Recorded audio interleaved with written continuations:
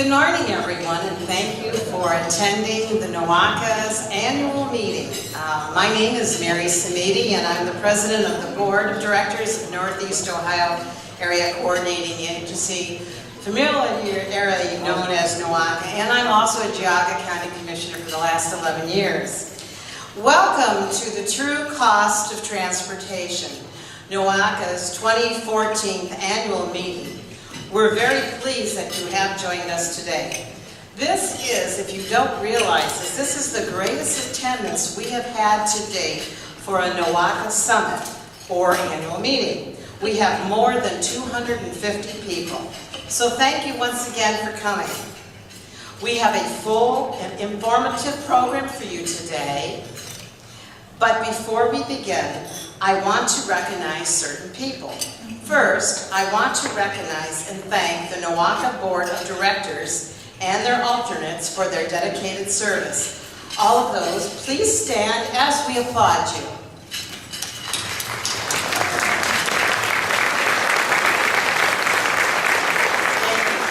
Thank you for your service. Thank you so much for joining us here today. The annual meeting is a time to learn about the important work we do here at NOACA in planning for multimodal transportation and looking out for the region's air and water quality. To give you a better idea of our mission and recent accomplishments, we produced a report for this meeting, Planning with Vision, which highlights some of these activities. And if you look on your chair, you'll see there's a blue pamphlet there, and this will talk about all of our vision for NOACA, our strengths, preserve, build, support, and enhance, planning with vision. And now, at this time, I'd like to turn our program over to Grace Gallucci, NOACA's Executive Director. Grace has made great strides in laying the groundwork for the agency's future by working with the Board of Directors to develop a vision and goals for the agency. We'll hear from Grace shortly, but first I'd like her to come up and introduce Mayor Frank Jackson. With my pleasure, Grace Gallucci.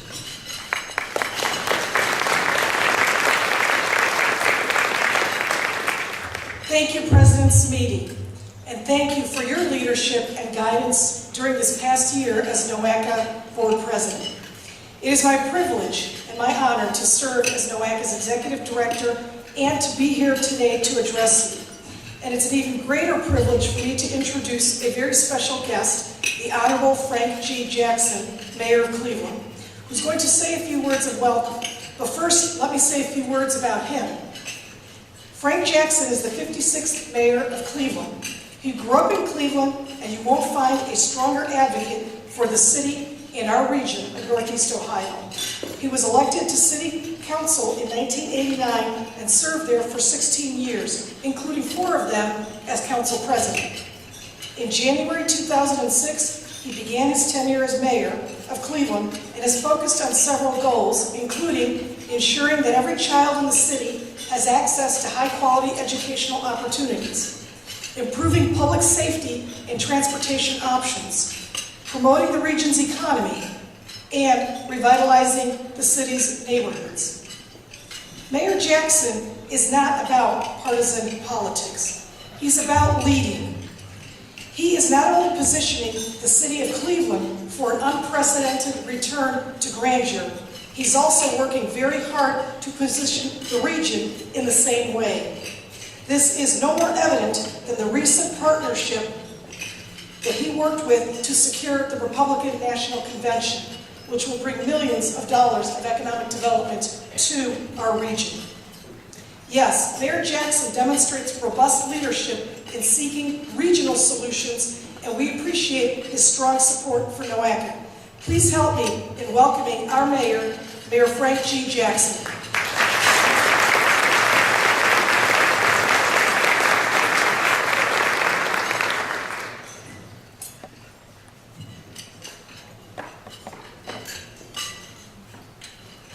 Good morning. And how are you this morning? I want to thank you, Grace, and Madam Chair. The theme, the true cost of transportation, and all of us who are involved in having to deal with infrastructure issues know that there is a cost, and that cost is much higher than we would like it to be. But it's an essential cost because in order for us to grow as cities and as a region, we must invest in our infrastructure, whether roads, bridges, whether different modes of transportation, whether public transportation, looking at maritime air, all of these modes of transportation become the lifeline of commerce.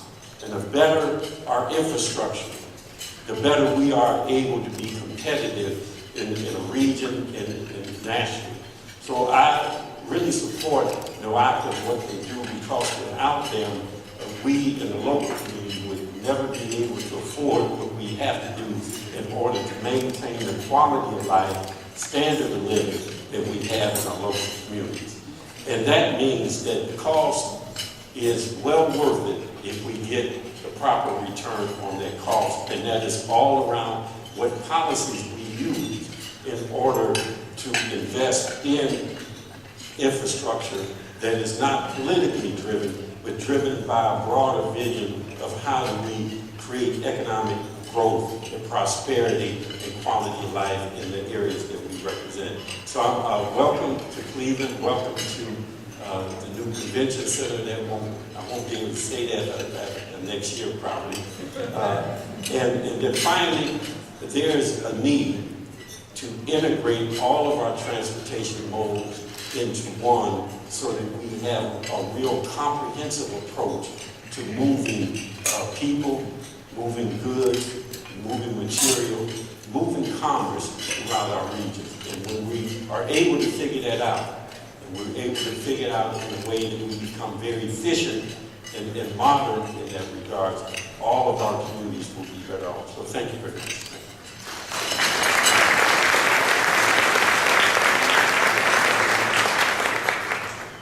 Thank you very much, Mayor Jackson. So I'm going to give you a few remarks to set the stage for our presentation this afternoon. I ask you to imagine for a moment President Abraham Lincoln presiding over a nation torn between North and South, yet finding the vision to see a nation joined from east to west by transcontinental rail. I ask you to imagine President Franklin D. Roosevelt in 1938, mired in the depths of the Great Depression, and giving his chief at the Bureau of Public Roads a hand-drawn map of the United States marked with 8 superhighway corridors for study. I ask you to imagine President Dwight D. Eisenhower presiding over a war-weary nation, proposing an interstate highway system that many thought would financially burden the country. Yet President Eisenhower saw the potential for a highway network that would become an economic engine and the envy of the entire world. Today's political leaders are faced with challenges of international aggression, terrorism, and daunting national debt. And at the same time, they're challenged with maintaining the legacy of these visionary presidents by sustaining the transportation system that they created. Their task is to do this despite all of the distractions, the political differences, and the fiscal challenges. Much has been written and said about the current state of infrastructure in the United States and the challenges that we face in improving it. You've probably heard about the D+ rating given by the American Society of Civil Engineers. You've heard about the impending shortfalls in the Highway Trust Fund. You may have heard that the federal gas tax has remained stagnant since 1993 and that the trust fund has lost approximately 1/3 of its buying power since that time. A little later, you will hear from some of the nation's most thoughtful political leaders on the future of the nation's transportation system. And I am grateful to Congressman Bob Gibbs, Congresswoman Marcy Kaptur, and former U.S. Senator George Voinovich for making the time to be with us today.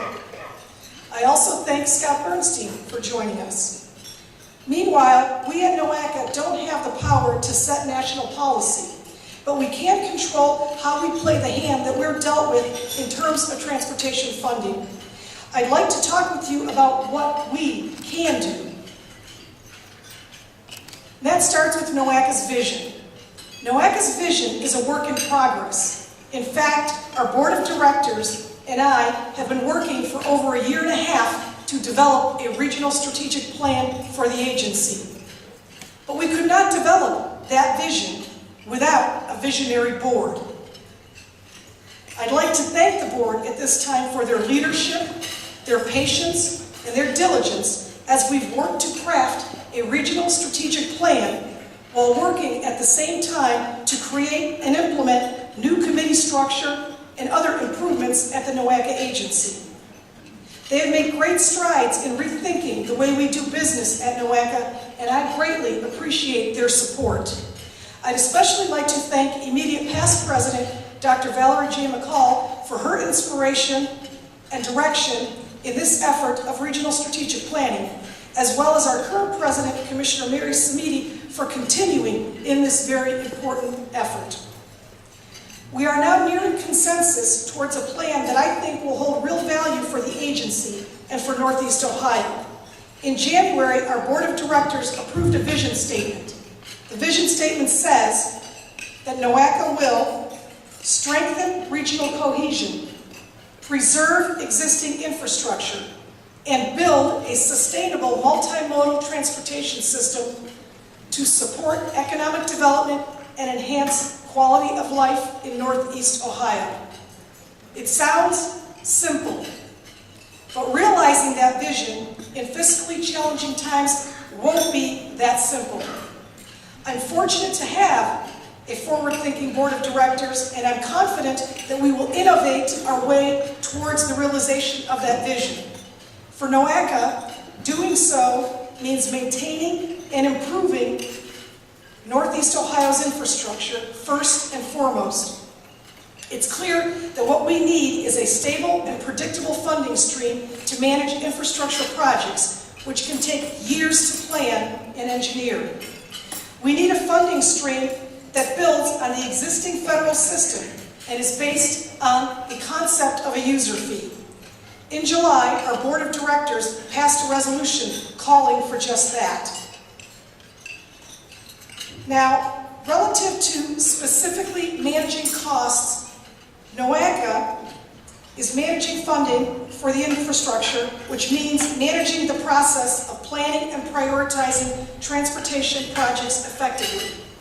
Staff has developed an asset management protocol that prioritizes highway projects based on objective and quantifiable data, including pavement condition, traffic data, functional classification, and connectivity factors. In July, our board of directors passed a resolution authorizing a provisional asset management policy that would use innovative financing strategy in order to implement a critical infrastructure plan over the next 2 years. And we expect to see further refinement to that policy in the near future. The US EPA estimates that improved asset management is likely to result in savings of at least 20% of the cost of asset ownership for water and sewer infrastructure. And I think we can do at least as well with transportation infrastructure. Of course, having good data is fundamental to asset management, and NOACA's asset management work requires that our staff use the most current pavement condition data available. And we are very thankful for the Ohio Department of Transportation's efforts to collect it and supply it to us. Traffic volumes are another important tool to predict pavement condition over time. NOACA has historically relied on traffic counts from ODOT, and we appreciate this partnership. We also relied on county engineers and appreciate our partnerships with them. And while we continue to rely on those counts, our traffic counting program now supplements their work and assists them by providing counts at more than 300 additional locations each year. All of these things are the pieces of the asset management puzzle. Now, relative to multimodal assets, as important as pavement and bridges are to our transportation system, and they are important, NOACA is also dedicated to maintaining a multimodal transportation system that gives people meaningful transportation choices. And I emphasize that transportation choices equals freedom. We have historically funded bus replacements and other transit infrastructure, and we recently hired a mobility manager whose job it is to look at a variety of transportation services, including public transit, nonprofit transportation programs, and public-private partnerships. In a world where we have never thought about funding to fully meet all of our needs, it's important that we coordinate our existing resources in an efficient and effective way. We're also looking at cost-effective ways to provide a network of infrastructure that can give cyclists more freedom of mobility. Over a decade, NOACA has funded bike racks for buses, providing a truly multimodal solution for many cyclists. We're also looking at innovative ways to create low-cost bike infrastructure and create a well-connected bike network within the metro areas. From a trail in Chardon in Geauga County all the way to the city of Cleveland, recently committed to building 80-plus miles of bike facilities by 2017, the region has stated that it is serious about non-motorized transportation infrastructure that would benefit pedestrians as well as bicyclists, as well as those who wish to use public transit. And that's something to celebrate. Now, what about managing the funding? As important as it is to find innovative ways to plan and create infrastructure projects, it's just as important that we find innovative ways to finance them. We're looking at a variety of new funding programs and resources that can help us do our work and build our projects. We've always relied on a federal program called the Consolidated Planning Grant to fund our planning activities, basically our operations. However, we recently obtained a state invest grant along with ODOT technical assistance funding to bolster our safety planning work. And the mobility manager that I mentioned, we received a grant to fund that as well. With regard to project funding, we're expanding beyond our traditional sources of funding in a number of ways. We're aggressively pursuing federal Tiger grants for projects, and we've applied for these grants to support safety projects, transit projects, and other maintenance projects. We're also pursuing the state of Ohio's track funding. The Transportation Review Advisory Council has traditionally funded projects that increase the capacity of the highway system. But we're pushing to use the track funding and funding from the Ohio Turnpike revenues for a roadway preservation program. This is something new for them, and we are pushing the envelope a bit. But the importance of preserving existing infrastructure in our region is undeniable. In addition, we're considering financing options to make the most of funding we have for major projects before inflation erodes our buying power. In the past, we've used state infrastructure bank loans, but now we're also considering the Cleveland-Cuyahoga County Port Authority as a conduit and an infrastructure financing partner. The reality is that we've got too many potholes to let the resources go underutilized. There's much to do in our region.